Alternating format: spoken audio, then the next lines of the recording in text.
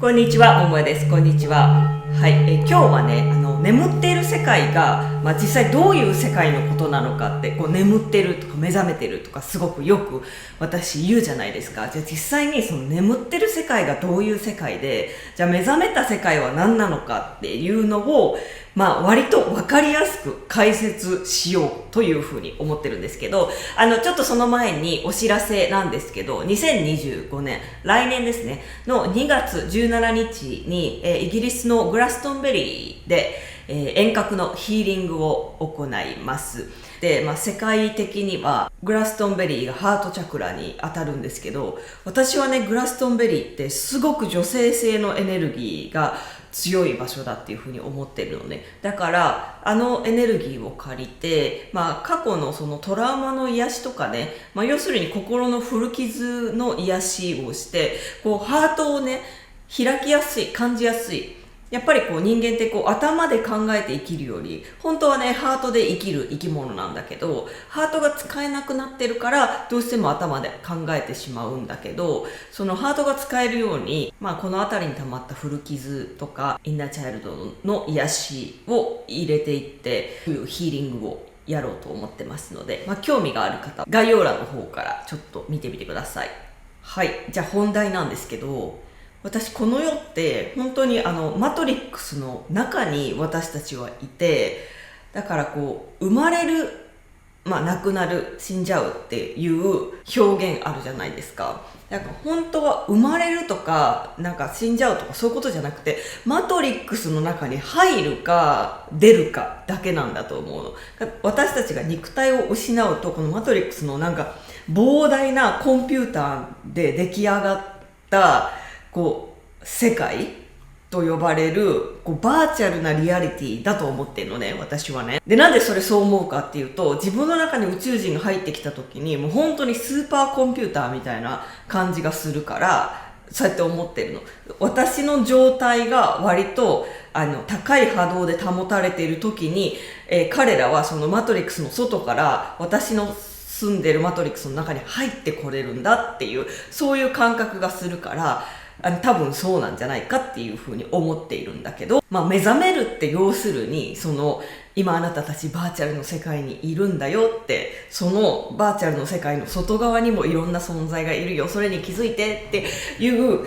そういう世界で成り立ってますよっていうことに気づいてっていうことだと思っているんですけど、じゃあこのマトリックスの世界の中で、じゃあ私たちは何をしろって言われているんだろうっていうことなんだよね。で、それが私が思うに、要するに目覚めなんだけど、じゃあ目覚めって何かっていうと、その自分が見えている現実から目覚めて、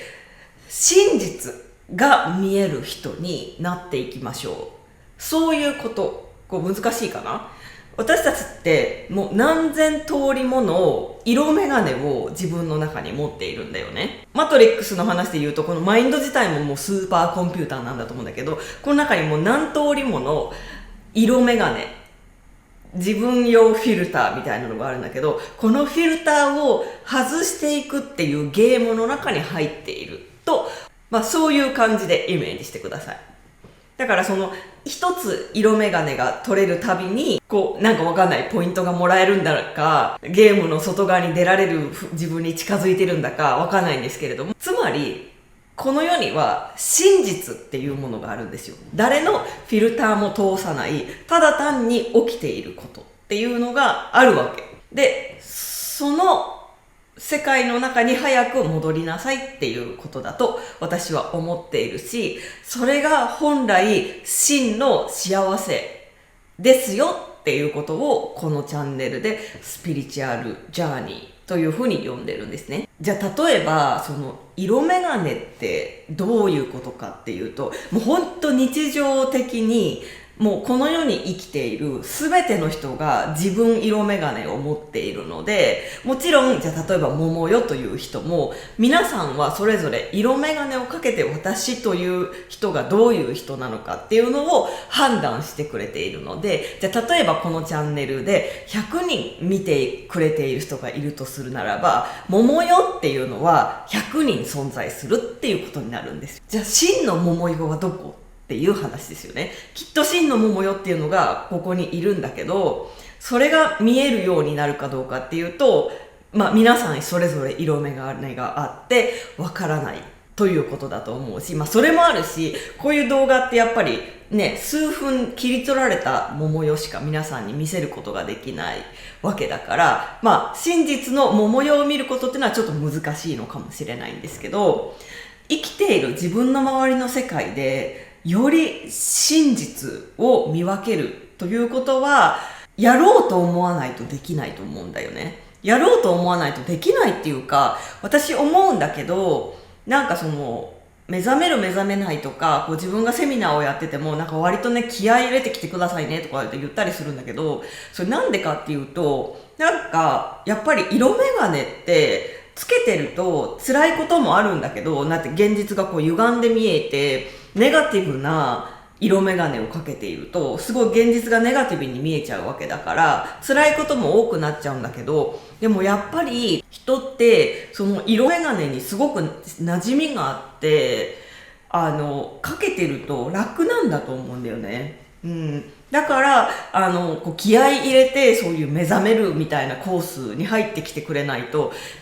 よいしょって色眼鏡を取るっていうことが、私は取り方を教えてあげることはできるし、取るために導きはできるんだけど、最後やっぱりそれを色眼鏡を外すんだって決めるのは皆さん自身だから、そういった意味では割と気合い入れて来てくださいねっていう、そういうことなんだけど、そうだから色眼鏡って、かけたままの方がある意味では楽とも言えるから、やろうとしないとできないことでもあると思うのね。例えば先日、娘の、イギリスって幼稚園と小学校がつながっていることが多いので、うちの子はまだ小さい、私は赤ちゃんだなと思ってるんだけど、小学校に入る年齢に近づいてきているんですよ。それでいろんな学校を見に行ったり、説明会聞きに行ったりとかもしなきゃいけないんですけど、とある、割と評判がいい学校に見に行ったんですね。そうすると、近所のお友達も来ていて、ね、その説明会が始まる前に、この学校どうみたいな感じで、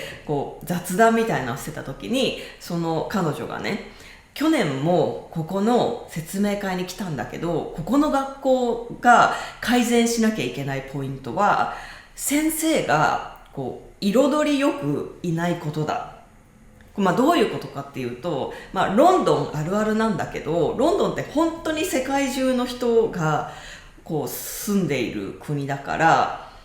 会社とかでもそうなんだけど、白人が固まったりとかせずに、アジア人もいて、黒人もいて、白人もいてみたいな、いろんな人を雇っている会社がいいよねみたいに、そういう風潮があるんだよね。なんていうのか、今の時代あるあるだと思うんだけど、差別せずにどんな人も雇いましょうみたいなことだと思うんだけど、それで言うとね、たまたまその私たちが見に行く学校っていうのは、先生がもうすごく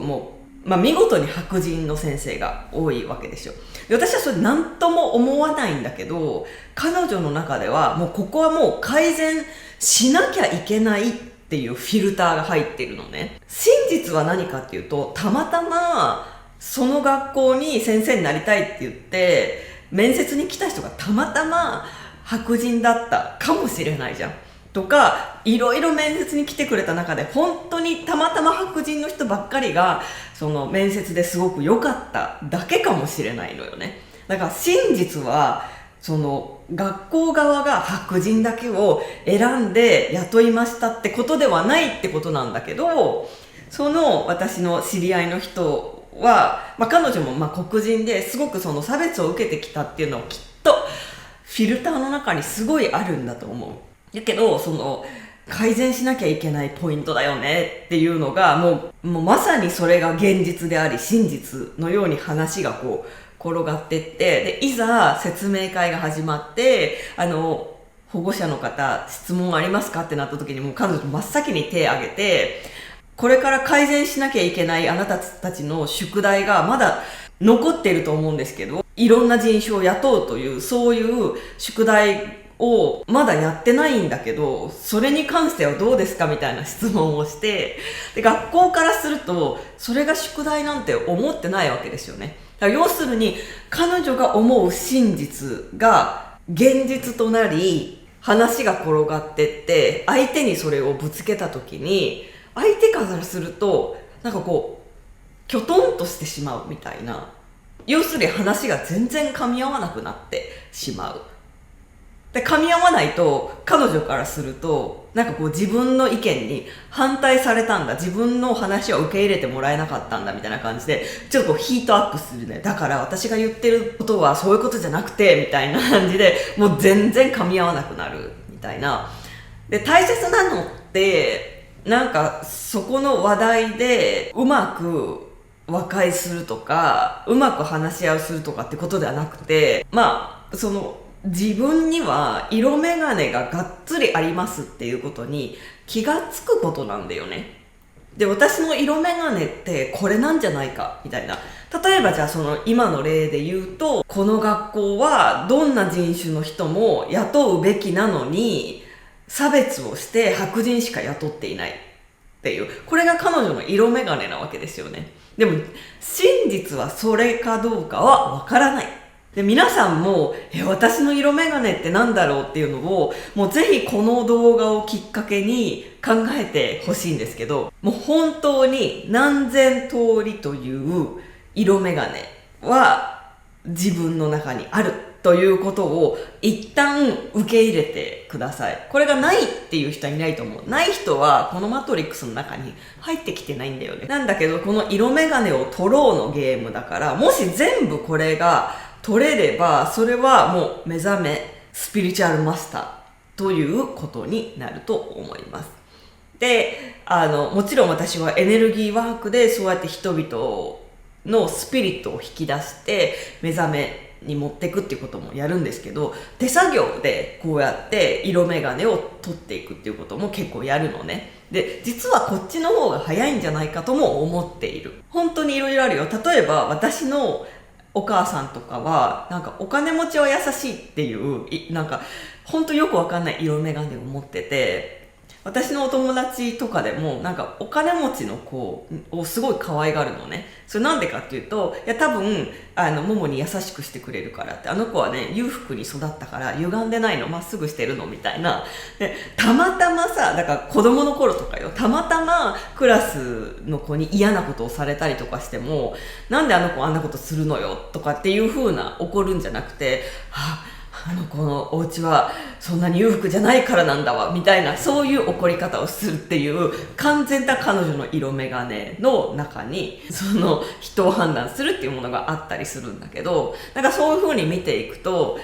全部自分も色眼鏡で生きてるなっていうことにまず皆さん気がつくと思うし、なんかこれ気がつくのってすごいなんかこう自分に謙虚になることで、なんか本当に大切、目覚めていくスピリチュアルに生きていく本当第一歩だと思うんですよ。だからそこでいやそんなんないしって思った時点でもう絶対その色眼鏡から脱出することっていうのができないから、そういった意味での気合を入れなきゃいけないっていうことと、その色眼鏡っていうのは一回持ってしまうと思った以上に愛着があるし、その世界の中で生きることへのなんか慣れ親しんだ楽な環境に身を置くことができる。だから人がなかなか目覚めにくいっていう理由はそこにあるんだっていうことをちょっと今一度理解してみてほしいんですよね。なんか自分で自分の色眼鏡を見るってなかなか難しいと思うんだけど、例えば友達同士とかでこれっ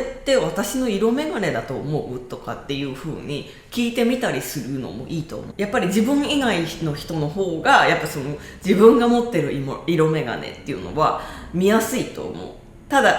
友達同士とかって同じような色眼鏡を持っているから気が合う。だよね、そうだよね、やだよね、あんなやつみたいなでこう固まりやすいっていうのはあるから、そういう意味ではちょっと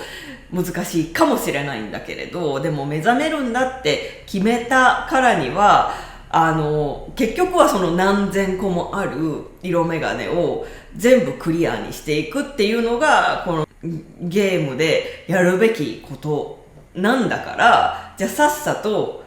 一つ一つ取っていった方が早いんじゃないかなというふうに思います。謙虚に自分に向き合って自分の色眼鏡何個も何個も見つけてみてください。はい、今日の動画が役に立ったと思う方はぜひビッグいいね、チャンネル登録もお願いします。また会いましょう。バイバイ。